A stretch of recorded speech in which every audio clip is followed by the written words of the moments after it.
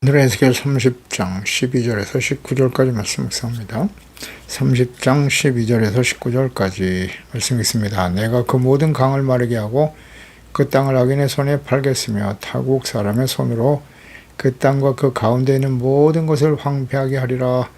나 여호와의 말이니라. 주 여호와께서 이같이 말씀하셨느니라. 내가 그 우상들을 없애며 신상들을 늪 가운데에서 부수며 애굽 땅에서 왕이 다시 나지 못하게 하고 그 땅에 두려움이 있게 하리라. 내가 바드로스를 황폐하게 하며 소안에 불을 지르며 노 나라를 심판하며 내 분노를 애굽의 견고한 성읍 신에 쏟고 또 노 나라의 무리를 끊을 것이라.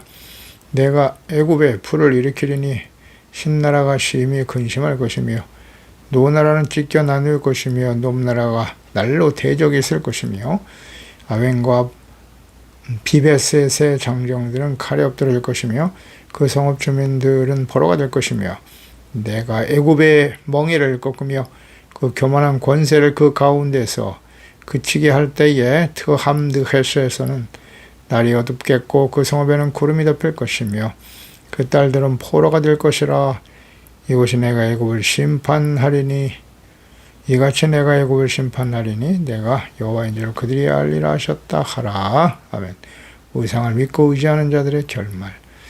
애굽의 바로 왕의 교만한 권세, 자신을 신으로 여기며 숭박이 하고 강력한 통치 혹은 견고한 군사력, 신과 우상들, 방백들의 지혜와 전력 등 모두 하나님의 심판으로 낮아지게 될 것이라 하십니다. 애굽 전체의 모든 백성들이 칼에 엎드러질 것이다. 악인과 동행하며 서로 이익을 공유하는 관계 혹은 가족관계, 신분관계로 맺어지는 일을 조심해야 됩니다. 왜냐하면 애굽이 멸망당할 때 그와 함께 동맹하는 자들도 동일하게 하나님의 심판에 떨어지게 될 것이기 때문이에요. 애굽에 의지하며 아무런 위협이나 근심 없이 살던 자들이 극심한 공포와 불안에 떨게 될 것이다. 애굽을 의지하며 근심 없이 살던 사람들, 애굽의 동맹국들이죠. 그들까지도 하나님이 심판하신다 하십니다. 사실 바벨론의 침공을 앞두고 있었던 언약의 백성 유다는 그들이 너무도 믿고 의지하며 부러움의 대상이었던 애굽, 삶의 근원이며 목적이며 참된 평안의 근원이라고 여겼던 애굽을 하나님께서 바벨론 누구의 쌀 왕을 보내서 끊어버리실 것이다 말씀하시네요. 우리의 인생에 참된 평안과 만족과 기쁨의 근원이 되는 것은 무엇인가요? 하나님에 대한 무지한 불신자들에게는 하나님에 대해서 모르고 하나님이 없는, 마음속에 하나님 없는 불신자들은 오직 하나죠. 재물입니다. 재물이 인생의 최대의 행복이요 목적이죠. 하나님의 자녀들은 그러하지 아니하다. 우리는 어떤가를 잘 생각해 봐야 합니다. 12절에 모든 강을 마르게 할 것이다. 손을 악인의 손에 다 팔 것이다. 타국 사람의 손으로 그 땅 가운데 모든 것을 황폐하게 만들 것이라고 하시네요. 애굽이 그 생명의 원천으로 의지하고 그들의 풍요의 실질적인 근거가 되는 나일강이죠. 그 나일강을 마르게 하실 것이다. 나일강이 주는 비옥한 땅과 풍성한 곡식을 근원적으로 차단하실 것이라는 거예요. 땅도 악인의 손에 팔아 넘길 것이고요. 그동안 쌓아온 문화유산들, 우상, 경제적인 풍요, 애굽이 자랑할 만한 모든 것을 바벨론 군대를 보내셔서 황폐하게 만드실 것이라고 하십니다. 하나님을 거부하고 멸시하고 인간의 능력과 지혜, 스스로 신으로 여기며 온갖 우상 숭배를 일삼는 교만한 자들에 대한 하나님의 심판과 결말이 어떠한가를 주목해야 합니다. 정치, 경제, 군화, 문사적으로 강력한 나라였던 애굽, 이스라엘의 부러움이 대상이요 자신들을 구원해 줄 것이라고 믿고 의지했던 애굽의 처참한 멸망과 예언의 성취가 주는 교훈을 명심해야 합니다. 네. 하나님의 자녀들이 하나님과 예수 그리스도 그분의 말씀을 버리고 자신의 삶을 풍요롭고 아름답고 행복하게 만들어줄 것이라고 믿고 의지하는 재물이죠. 대부분 재물, 권세, 힘 있는 사람들인데 그것을 얻기 위해서 온갖 불의와 악을 행하게 된다면 애국과 같은 결과를 맞이하게 될 것입니다. 우리도 다 이방인입니다. 이방인들 중에 구원받은, 은혜로 구원받은 하나님의 자녀들이기 때문에 절대로 교만해서는 안 됩니다. 13절에도 하나님께서 애굽의 우상들을 없애실 것이다. 신상들을 다 부숴버린다고 하시네요. 애굽은 온갖 우상을 만들어 신으로 섬기는 다실론자들이었죠. 과거에 이스라엘을 애굽에서 구원하시는 과정에서 10가지 재앙을 내리셨을 때 그 대상들이 대부분 애굽의 우상들이었습니다. 과거 우상들을 타파하시는 하나님의 놀라운 능력을 직접 경험했던 사람들이 애굽 사람들인데요. 두려움의 대상들을 주로 우상으로 만들죠. 신으로 섬기는 애굽 사람들. 하나님을 알지 못하기 때문에 이처럼 어리석은 행동을 하게 되는 것입니다. 하나님이 보여주셨죠. 그런데도 깨닫지 못합니다. 그러니까 어느 정도로 우상이 많으냐. 10가지 재앙 중에 보면 개구리 재앙, 파리 재앙, 이해 재앙 이런 거 다 우상과 신으로 섬겼어요. 어처구니 없는 일이죠. 하나님께서 창조하신 모든 피조물, 태양, 강, 자연, 이건 모두 다 신이죠. 섬기려고 하는 어리석은 사람들, 하나님의 피조물, 모든 하나님이 만들어 놓으신 피조물들을 신으로 섬기다니. 창세기 1장 27절에 보면 송아지도 신이고 모든 짐승을 또 신으로 섬기지 않습니까? 창세기 1장 27절 28절에 하나님이 자기 형상 곧 하나님의 형상대로 사람을 창조하셨어요. 아주 존귀한 존재들이죠. 남자와 여자를 창조하시고 하나님이 그들에게 복을 주시며 하나님이 이르시되 생육하고 번성하며 땅에 충만하라. 땅을 정복하라고 하셨어요. 바다의 물고기, 하늘의 새, 땅에 움직이는 모든 생물을 다스려라. 이렇게 복을 내려주신 거예요. 다스리는 거예요. 모든 권세죠. 다스리는 권세를 주셨던 거예요. 근데 하나님의 형상대로 지원받은 사람들이 생육 번성의 복을 받고 권세를 주셨는데 다스려야 될 피조물을 신으로 섬기다니 범죄하고 사망이 선포되고 아담과 하와가 범죄한 결과죠. 영이신 하나님과의 관계 단절, 하나님을 알 수 없게 되었어요. 그래서 인간들 모든 하나님을 알지 못하니까 피조물에 대해서 하나님께서 주신 권세를 잃어버린 거죠. 오히려 피조물들을 신으로 섬기는 어리석은 존재들이 되고 말았습니다. 하나님을 알지 못하는 이방인들이 어쩔 수 없는 선택이지만 하나님의 언약의 백성, 하나님께서 친히 자신을 계시하시고 보여주셨잖아요. 말씀하시고 영원한 언약을 세우시고 복의 코논이 되게 하신 언약의 백성 이스라엘, 하나님의 다스림을 받으며 하나님을 왕으로 섬기며 그분의 인도하심과 보호하심을 받으며 살아가는 복을 받은 이스라엘이 하나님을 버리고 애굽의 우상들을 섬기며 구원을 구걸하는 모습, 이렇게 된 이유가 무엇인가요? 잘 알고 계시나요? 하나님의 언약의 백성이 어찌 하나님을 버리고 우상을 향해 달려가는가? 무지와 완고함, 교만. 간단히 요약하면 그래요. 하나님 몰라요. 하나님의 뜻을 몰라요. 그리고 자신이 하나님 앞에서 얼마나 심각한 죄인인가를 깨닫지 못해요. 그래서 하나님이 직접 말씀하시기도 하고 선지자들을 보내서 말씀하시지만 듣지 않아요. 완고함이죠. 회개하고 돌이키지 않습니다. 그래서 아주 교만하죠. 철저하게 자기중심이에요. 율법의 말씀을 기록하여 자세히 기록하셨잖아요. 아주 자세하게. 그리고 잊지 않도록 돌에 기록하라 이런 말씀도 하시고요. 기록하여 남기셨는데 잊어버릴까 봐 계속해서 선지자를 보내시잖아요. 깨우쳐 주시고 징계를 통해서 여러 가지 시련과 고난을 통해서 연단하시지만 듣지 않고 거부해요. 아주 완악해. 와, 참 안타깝습니다. 눈에 보이는 것만 믿으려고 하죠. 그러니까 우상을 따라가는 거예요. 하나님의 영이시라 눈으로 볼 수 없다는 거죠.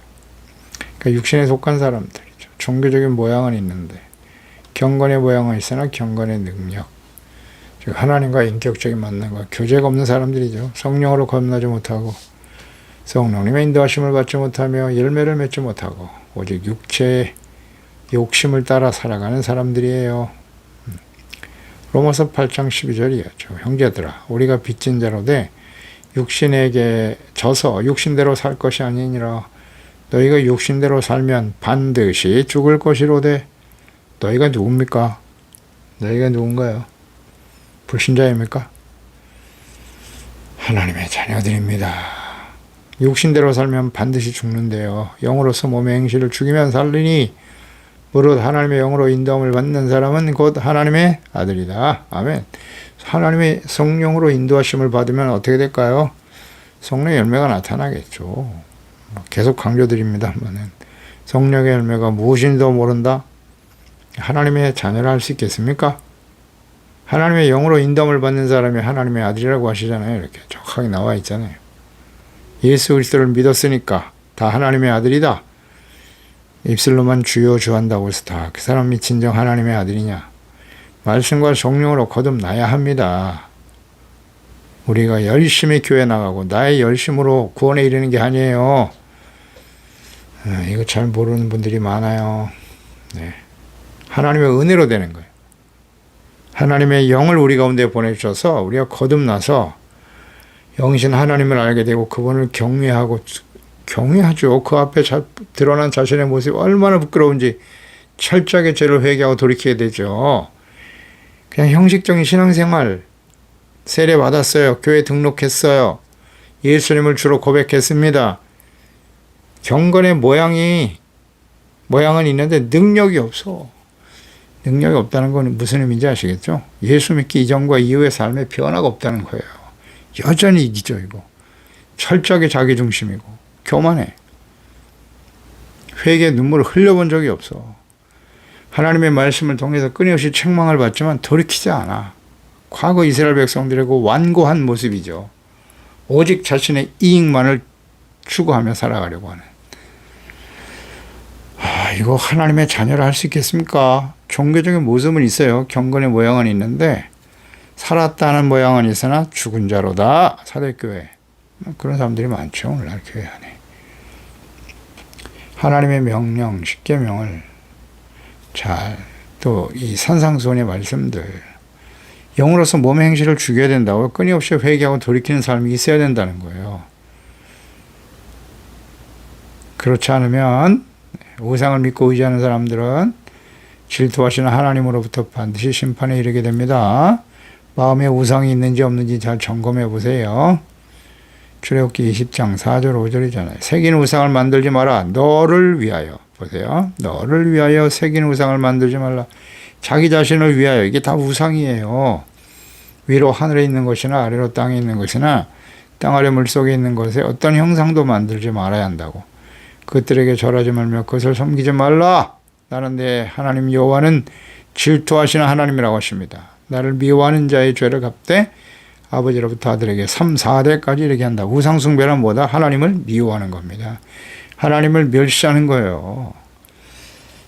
그러면 하나님이 어떻게 하신다고요? 원수를 갚아주신대, 하나님이. 참 두려운 일이죠. 두려운 일입니다. 그러니까 마음에 우리는 우상이 있는지 없는지, 죄악의 요소들이 있는지 없는지를 날마다 점검해야 됩니다. 세상은 악해요. 보고 듣는 것이 다 죄거든요.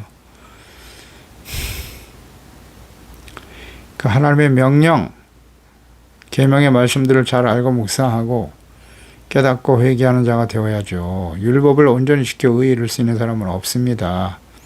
그래서 율법을 듣고 죄를 깨달아 성막에 나가서 대신 내가 죄의 삭은 사망이거든요. 내가 죽어야 할 자리에 동물이 대신 죽는 거예요. 피를 흘려서 진실한 마음으로 회개해야죠.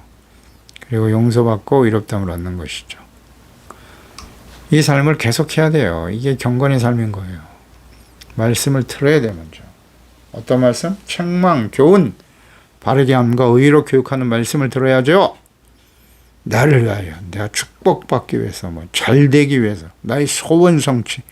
이건 다 우상 숭배입니다. 그게 목적이라면 하나님은 속일 수 없어요.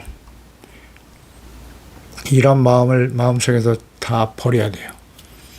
그러니까 하나님의 언약의 백성 이스라엘의 멸망과 심판의 원인이 뭐냐?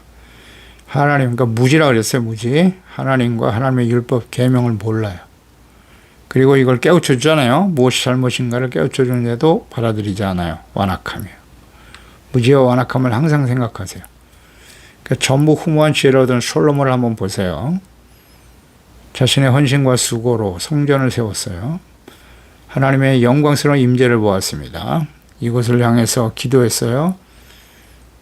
하나님의 성소에 하나님의 거룩한 임재가 있을 때 두렵고 떨리는 마음으로 성전 하나님과 이스라엘 백성들 사이에서 솔로몬이 하나님께 기도했습니다. 그 기도의 내용을 아십니까?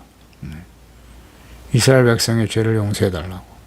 우리가 하나님 앞에 범죄한 것이 있을 때 이곳을 향해 기도하며 간구하면 우리의 죄를 사하여 주옵소서. 기도하고 있잖아요. 성전을 세우고 이렇게 신실했던 하나님의 사람, 지혜로운 사람 솔로몬. 그런데 하나님께서 그가 구하지 아니한 부와 영광, 재물, 권력을 주었더니 교만해져서 성전 앞에 우상을 세우고 생을 마감하게 되더라. 그러니까 이런 말씀을 몰라서가 아니에요. 말씀 묵상과 순종, 경건의 삶, 하나님을 경외하는 삶을 잃어버렸기 때문이에요. 잃어버렸어요. 아니 지혜로운 솔로몬이 그 10계명, 1계명과 2계명을 모릅니까? 우상 숭배자들에 대한 하나님의 분명하고 철저한 보응을 하나님 심판하신다잖아요. 버려야죠. 그런데 내가 전무후무한 지혜를 얻은 사람이야. 내가 하나님의 언약의 백성이야. 나는 예수 그리스도를 믿고 구원받은 하나님의 자녀라고. 그러면서 온갖 불의와 악을 행하고 돌이키지 않더라. 어떻게 된다고요? 성경을 보세요. 성경을. 어떻게 되는가.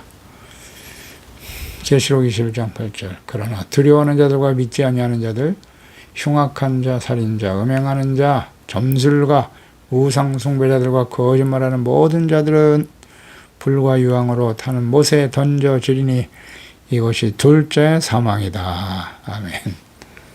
우상 숭배자요, 음행, 흉악한 자, 믿지 않는 자, 하나님을 믿지 않아요. 그리스도를 믿지 않아요. 행함이 없는 믿음은 죽은 겁니다. 네. 말씀을 듣고도 순종을 안 해. 회개를 안 해. 그럼 어떻게 돼요? 둘째 사망에 참여한다. 우상숭배자잖아요. 하나님을 섬기는 모양은 있는데 자기를 위하여 섬기는 거예요. 다 우상숭배자죠. 그래서 마음의 성전에서 우상을 제거해야 합니다. 재물, 자기를 위하여 정욕, 탐심, 불순종, 주님의 말씀을 듣고도 거역하는 거, 완고함, 이게 다 우상숭배입니다. 버려야 돼요. 마음속에서. 왕이 다시 나지 못하게 하고 그 땅에 두려움 있게 할 것이다. 애굽의 왕 바로는 신적 존재죠. 스스로 그렇게 취향받았습니다. 애굽의 모든 우상들을 심판하시고 황폐하게 만들어 버리실 것이다. 애굽의 왕 바로는 더 이상 신적 존재가 될 수 없음을 깨닫게 하시는 말씀이죠. 그 왕이 다시는 나지 못할 것이다. 스스로 왕이 되려고 하는 교만, 반드시 멸망당하죠. 그렇습니다. 이스라엘 역시 마찬가지예요. 이스라엘의 왕은 누구십니까? 하나님이시죠. 왕이신 하나님을 믿고 겸손히 순종해야죠. 두렵고 떨리는 마음으로. 잘 생각해 보세요. 날마다. 나의 왕은 누구신가? 나의 주인은 누구십니까? 자기 자신입니까? 진정 하나님이신가요? 그렇다면 주님의 말씀에 귀를 기울이고 순종하고 두렵고 떨리는 마음으로 섬겨야죠. 진실한 마음으로 섬겨야죠. 자신의 능력이나 재물, 권력을 신으로 여기며 주인으로 삼켜 살죠. 이런 교만한 사람들은 반드시 하나님의 심판으로 멸망에 이르게 될 것이며 다시는 그들이 왕이 되지 못하게 할 것이라는 말씀하시네요. 오직 만왕의 왕이신 하나님과 예수 그리스도를 믿고 의지하며 그분의 말씀에 순종하는 겸손한 주의 자녀 백성으로 살아가게 하시는 것, 이것이 은혜입니다. 하나님의 축복이고요. 하나님이 없이도 부와 권력을 누리고 높은 자리에 앉아서 호의호식하며 부귀 영화를 누리는 것이 부럽습니까? 그게 우리의 삶의 목적이에요? No. 우리는 당연히 노입니다. 어떤 유혹이 있어도 잘라내야죠. 그건 우리가 할 일이 아닙니다.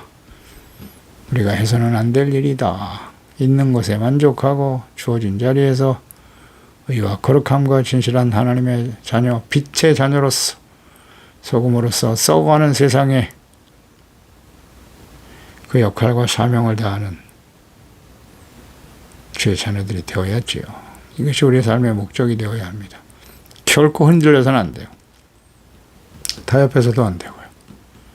후와 재물, 이것은 하나님을 경외할 때 주어지는 하나님의 선물이에요. 은혜로 주어지는 것이지 그것을 얻기 위해서 불의를 행하고 악을 행하고 잠깐만 한 번만 이래가면서 스스로 합리화시키고 말이죠. 절대 아님. 당장은 그것이 순풍을 만난 것처럼 모든 것을 누리며 형통하게 될 수도 있겠죠. 그러나 그 결말은 악인의 결말과 같이 되는 거예요. 악인은 바람에 나는 겨와 같은 것입니다. 허망하죠. 하나님의 진노 앞에 징계 앞에 다 사라집니다. 그래서 나의 왕 최고의 목적과 가치는 어디에 있는가? 나의 주인은 하나님이신가? 당연히 말씀에 순종하는 죄의 자녀로 살아야죠. 14절에도 바드로스로 황폐하게 만든다. 소환의 불을 애굽 땅에 보낼 것이다. 노나라. 이게 다 주변 동맹국들이네요. 바드로스는 애굽의 중심 도시고요. 소환도 불타버릴 거라고 말씀하셨네요. 이 소환은 애굽 나일강에 위치한 중요한 성읍인데, 그 이전에 요셉 시대에 이스라엘 민족들이 정착하여 살았던 고센 땅, 이것이 바로 소환입니다. 소환. 이것도 하나님께서 황폐하게 만드실 것이다. 16, 17절에 애굽에 불을 보낸다. 신나라 노나라는 찢겨 나눌 것이다. 그러니까 하나님께서 친히 애굽에 불을 보내신다는 거죠. 심판하시겠다는 겁니다. 바벨론 군대에 의해서 불타버릴 애굽 전역의 도시들, nom나라, 애굽의 모든 도시국가들이 멸망할 것이고 전쟁 칼에 엎드러져 죽게 될 것이고 살아있는 자를 찾아보기 어렵게 될 것이다. 하나님 말씀대로 됐죠? 왜 이렇게 애굽의 심판에 대해서 계속 강조하시는 거예요? 이스라엘 백성들이 회개하고 하나님께 돌아오지 않고 애굽을 믿고 의지했기 때문이에요. 그것이 얼마나 허망한 일인가, 헛된 일인가 하는 것을 깨우쳐 주시기 위해서 있지요. 전쟁에 패한 나라의 현실, 불타버리고 다 빼앗기고 사람들은 그냥 포로로 노예로 끌려가는 거죠. 하지만 당시 이러한 하나님의 말씀, 선지자의 말씀을 듣고 애굽과 이스라엘 백성들은 어땠을까요? 믿었나요? 믿지 않았나요? 관심도 없죠. 믿지 않았습니다. 설마 그런 일이 우리 애국과 같이 강력한 나라가 그렇게 망할 수는 없지. 그럴 리가 없어. 네, 다 그랬어요. 그러다가 결국은 멸망의 길을 가고 맙니다. 하나님 말씀에 관심이 없어요. 믿지를 않아요. 이런 말씀에 대해서 절대 받아들이지 않습니다. 교만해서 그렇죠. 하나님에 대한 신뢰가 없으니까요. 하나님의 말씀을 들으면서도 이렇게 하나님이 책망하시고 심판하신다. 절대 안 받아들여요. 절대 그런 일은 일어나서는 안 된다고 생각하죠. 일어나서 안 된다고. 예수님을 따랐던 제자들 보세요. 마태복음 16장이죠. 너희는 나를 누구라 하느냐? 베드로가 주는 그리스도시요 살아계신 하나님의 아들입니다. 바요나 시몬아 내가 복이 있다.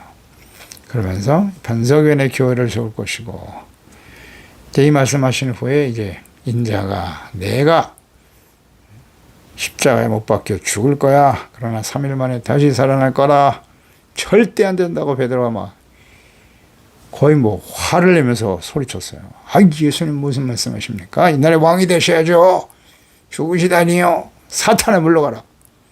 그런 거예요. 예수님 따르는 목적이 예수님 왕이 되면 우리도 출세하고 부와 영광을 좀 누리며 살아야죠. 이런 목적을 가지고 예수님 따라다니는 거죠. 그러니까 예수님 십자가 못 박을 때 다 도망치는 거예요. 자신들에게 불이익이 다가올까 봐. 이익을 보고 따라다니는 거예요, 예수님. 오늘도 교회 안에 이런 사람들이 얼마나 많을까요? 난 아닙니까? 나의 이익을 위해서 예수님을 따르는 것은 아니에요. 따르지도 않죠. 예수님을 통해서 내가 뭔가를 얻어내려고 하는 이런 진실하지 못한, 거듭나지 못한 가짜 그리스도인들이 너무 많죠. 경건의 모양만 있는 거죠. 믿지 않아요. 하나님의 말씀을 전혀 책망을 들으려고 하지 않아. 얼마나 교만한지. 다시 한번 강조합니다. 책망의 말씀을 듣기 싫어한다. 그건 교만한 거예요. 네. 자꾸 이유를 대지 마세요. 20세기 초반 해가 지지 않는 나라로 경제적인 부를 자랑했던 영국을 보세요. 그 이전에 스페인, 포르투갈 해상 무역을 통해서 그 배를 타고 가서 온 세상을 지배하고 정복했잖아요. 영국, 해가 지지 않는 나라다. 이 나라들 다 어떻게 돼요? 제국주의 욕망에 사로잡힌 유럽의 강대국들 보세요. 결국 서로 더 많은 땅을 차지하기 위해서 전쟁을 일으킨 게 바로 세계 1차, 2차 대전 아닙니까? 그 유럽이 황폐하게 됐죠. 황폐하게 됐습니다. 1억 명 이상이 죽었잖아요. 야, 이건 뭐 하나님의 심판 아닌가요? 제국주의 욕망에 사로잡혀 사람들을 그냥 함부로 학살하고 죽이고 말이죠. 거기서 온갖 금은보화를 캐내기 위해서 또 자신들의 이익을 위해서 아프리카에서 흑인들을 노예로 잡아다가 이건 정말 악하죠. 하나님이 그걸 다 보고 계신데 가만히 계시겠어요? 그런 거예요. 세계 패권 국가로 결국 미국이 일어나게 되었죠. 근데 미국과 또 대치하면서 공산주의를 신봉하며 이끌었던 소비에트 연방, 소련 어떻게 됐나요? 다 무너지잖아요. 하나님을 대적하고 교만한 자들은 반드시 하나님의 심판을 피할 수 없습니다. 오늘날 패권 국가인 미국, 이에 대적하며 성장하고 있는 중국을 보세요. 하나님을 멸시하고 자신의 군사 경제적인 힘을 우상으로 섬기면서 교만한 자들에 대한 하나님의 진노의 심판을 보게 될 것입니다. 반드시입니다. 하나님이 역사의 주인이십니다. 그러니까 우리는 잘 좀 이 모든 돌아가는 상황을 보고 하나님 앞에 두렵고 떨리는 마음으로 우리가 어떻게 그리스도인답게 살아갈 것인가, 정체성과 하나님 나라 회복을 위해서 근신하고 깨어 기도해야 돼요. 뭐 요즘은 제가 여러 번 강조드립니다마는 다른 사람 걱정할 거 없어요. 우리 가족의 자녀들만큼이라도 살려야죠. 그렇지 않겠습니까? 솔직히. 다른 사람에게 복음을 전하고 구원받게 하고 물론 필요해요. 근데 우리 가정이, 우리 자녀들이 하나님 앞에 거룩한 예배자의 경건한 하나님의 자녀들이 되지 못하는 상태에서 어떨까요? 우리 가족들이라도 살려야 되지 않겠습니까? 그래서 우리 가정이라도 빛을 발해야죠. 18절에 애굽의 멍에를 꺾어라. 교만한 권세 그 가운데서 그치게 할 것이다. 드함드헤스 날이 어두워질 거다. 성읍에는 구름이 덮일 거야. 우상과 교만한 왕과 권력에 대한 하나님의 심판이죠. 드함드헤스는 애굽의 강력한 군대가 주둔했던 곳이에요. 예루살렘 멸망 후에 유다의 피난민들이 한때 이곳에 거주하기도 했어요. 바벨론에게 항복하고 차라리 노예로 끌려가는 건 끌려가서 연단받는 게 낫다고 하셨지만 우린 그럴 수 없어요. 그리고 애국으로 도망치거든요. 애국으로 도망쳐서 유대인들이 저기 살겠다고 도망친 곳이 드함드헤스예요. 예레미야 43장 7절에 보면 애굽 땅에 들어가 다베네스에 이르렀더니 다베네스가 드함드헤스의 다른 이름입니다. 그들이 여호와의 목소리를 순종하지 아니함일러라. 다메네스, 드함드헤스의 같은 이름인데 하나님께서 예레미야 선지자를 통해서 경고했어요. 바벨론의 공격을 피하여 애굽 땅으로 도피하지 말라고 하십니다. 근데 그 말씀을 듣고도 애굽 땅 다베네스로 도피하죠. 이스라엘 백성들에 대한 하나님의 심판이 바로 그곳에 임하게 될 것이다 라는 말씀을 하세요.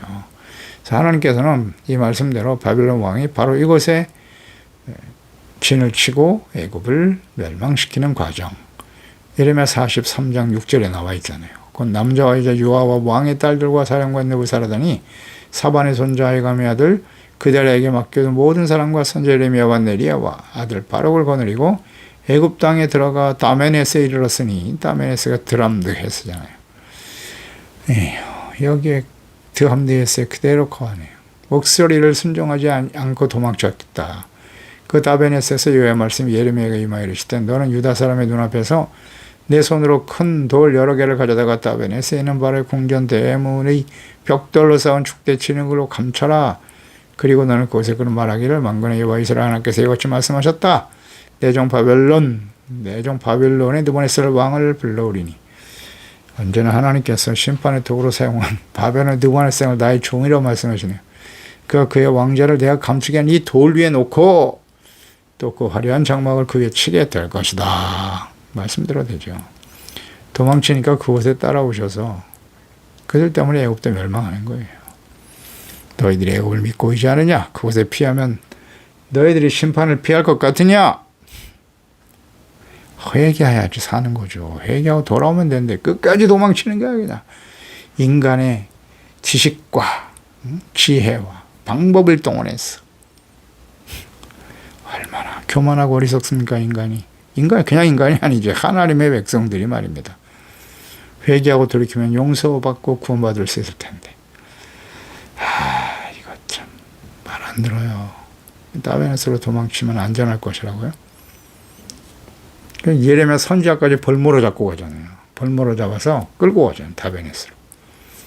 그러면 자기네들이 죽지 않을 것이라고? 죽음은 두려운가?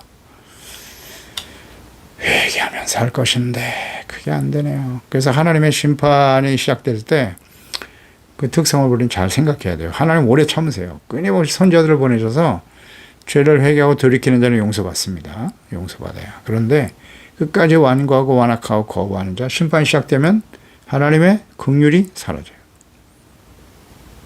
이거 주목하셔야 됩니다. 긍휼이 없는 심판이 될 것이다. 그 하나님 너무하시는 거 아닙니까? 아니요.